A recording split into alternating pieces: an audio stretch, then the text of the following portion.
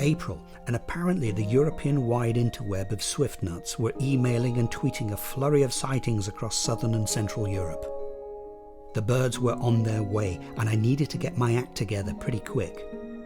Some Swift cramming was called for, and Chris packed me off to see one of the Swifting world's protagonists, a man by the name of Edward Mayer, who lived far away in leafy North London. I needed to get to the heart of the big questions. Why are Swift numbers in decline? And importantly, what can we do about it?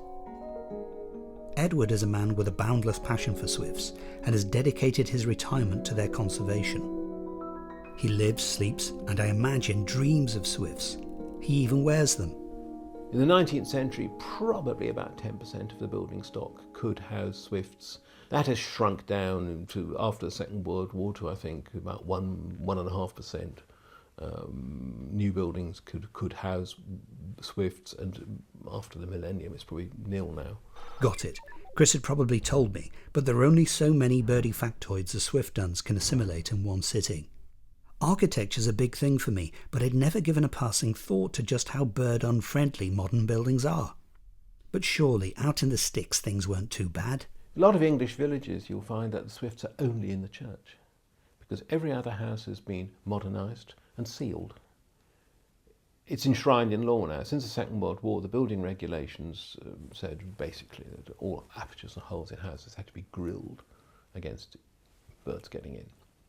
So after the Second World War, the availability of properties for swifts to nest in becomes very low. And probably now, with modern building techniques like the almost completely sealed eco-home concept, sealed to keep heat in, but it also keeps everything out. So an estate of eco-homes will never have bats, it will never have swifts. It'll never have whole nesting birds like sparrows or redstarts or wagtails living in the buildings, any of them, because they'd be sealed. As Edward explained, there are some pretty startling stats to back up his assertions.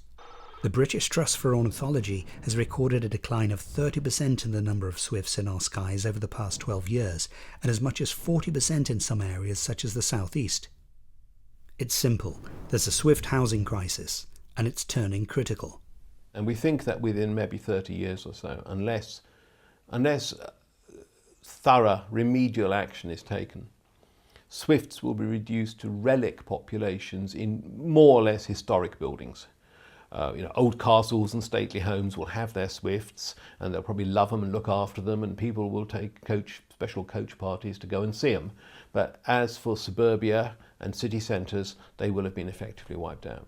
Okay, so surely this is fixable. Certainly not many people are likely to do a polls and get out the hammer and chisel. But what about the swift boxes Chris Mason fastened to the church ramparts?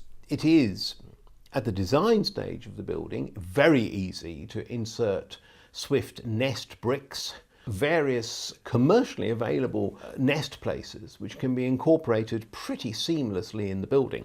Or at a later stage, one can simply fix nest boxes onto them, and there's a huge range available. Right, pretty simple solutions for architects, builders and property owners, it seemed. But could it be that simple? Edward describes some of the other issues which could be contributing to the decline in numbers, which provide a grim backdrop to the swift housing crisis. Pesticides entering the swift food chain, which is understood to be pretty much 100% insect-based. Rampant changes in farming practices the length and breadth of Africa, affecting feeding patterns established literally over millions of years. Throw climate change into the mix, and there's a complex and pretty depressing interrelationship of factors working together, adding pressures to the swift's quest for survival, which ain't easy at the best of times. But it's this loss of nesting sites which appears to be the real villain. Now, I'd been pre-warned that Edward's enthusiasm for swifts was legendary. I lit the touch paper with the question, "What's so special about swifts anyway?" and stood back 20 paces. So for everybody, swifts are just great, and architects can use them.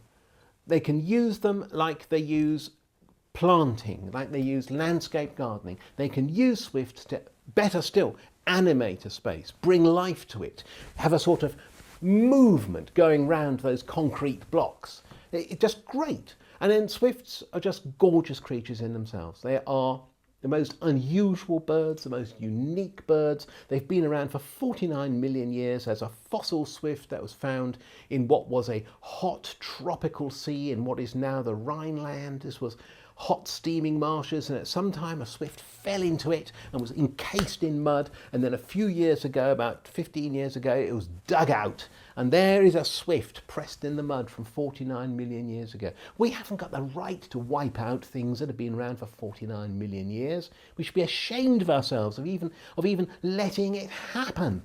And swifts are savable. Swifts are one of the easiest birds to save. There's a lot of birds.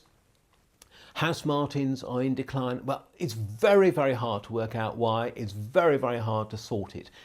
But with swifts, probably the bulk of the problem is loss of nest places. And we can remedy that easily and cheaply. Wow, for a minute I felt I was contracting swift fever myself. Not quite, but certainly it's impossible for some of Edward's enthusiasm not to rub off, and the problem seems so easily solved.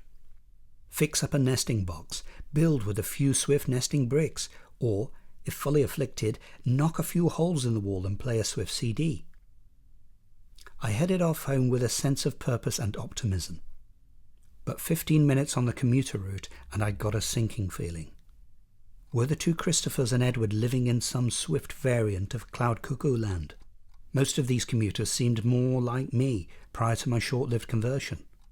Brains bursting at the seams with all the latest distractions. The financial meltdown, the gas bill, the new iPad, Euro 2012 qualification. Were these people fretting about swift numbers in decline? One or two perhaps, who were probably both called Chris. Were these London skies someday to be filled with the sight and sound of swifts, whirling and screaming as they have done for many millions of years? I doubted it very much.